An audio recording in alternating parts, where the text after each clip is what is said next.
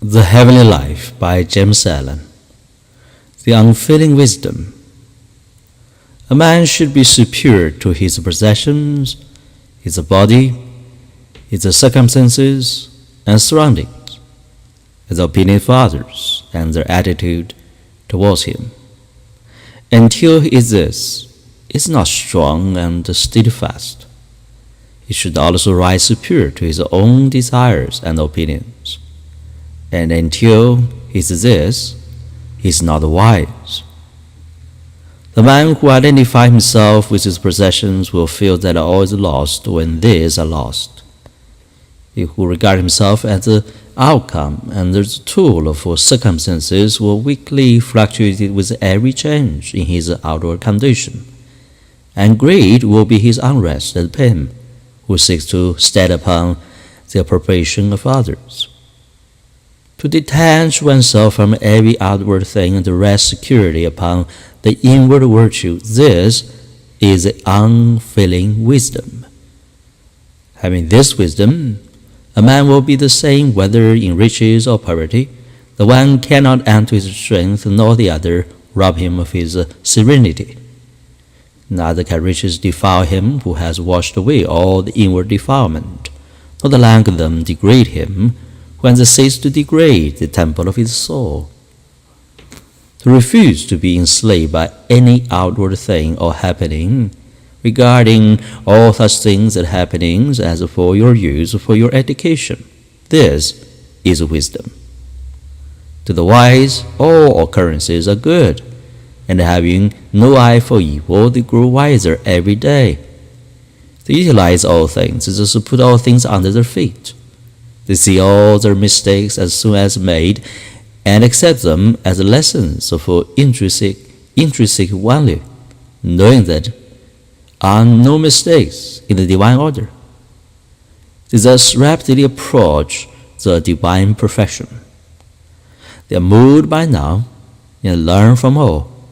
They crave love from now, yet they give love to all. They learn not to be shaken to love where one is not loved. Herein lies the strength which shall never fail a man. The man who says in his heart, I will teach all men and learn from none, will neither teach nor learn while he is in that frame of mind, but will remain his folly. All strength, wisdom, power, and knowledge a man will find within himself, but he will not find it in egotism. He will only find it in obedience, submission, and the willingness to learn. He must obey the higher, not glorify himself in the lower. He who stands upon egotism, rejecting reproof, instruction, and the lessons for experience, will surely fall. Yet, he is already fallen. Said a great teacher to his disciples, those who shall be a lamp unto themselves, relying upon themselves only, and not relying upon any external help, but hold fast to the truth and the lamp, and seeking the salvation in the truth alone, shall not look for assistance to any besides themselves. It is they among my disciples who shall reach the word topmost height, but thou must be willing to learn.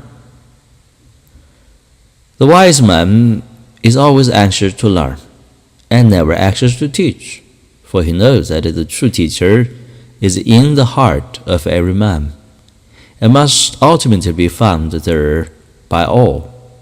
The foolish man, being governed largely by vanity, is very anxious to teach, but unwilling to learn, not having found the holy teacher within, who speaks wisdom to the humbly listening soul. Be self-reliant, but let thy self-reliance be saintly and not selfish. Folly and wisdom, weakness and strength are within a man, and not in any external thing. Neither do they spring from any external cause. A man cannot be strong for another, he can only be strong for himself. He can overcome for another, he can only overcome of himself. You may learn from another, but you must accomplish for yourself. Put away all external props and rely upon thine truth within you. A creed will not bear the matter up in the hour of temptation. He must possess inward knowledge which slays temptation. A speculative philosophy will prove a shadowy thing in the time of calamity. A man must have the inward wisdom which puts an end to grief. Goodness, which is the aim of all religions, is distinct from religions themselves. Wisdom, which is the aim of every philosophy, is distinct from all philosophies. The unfailing wisdom is found only by constant practice in pure thinking and well-doing, by harmonizing one's mind and heart to those things which are beautiful, lovable, and true.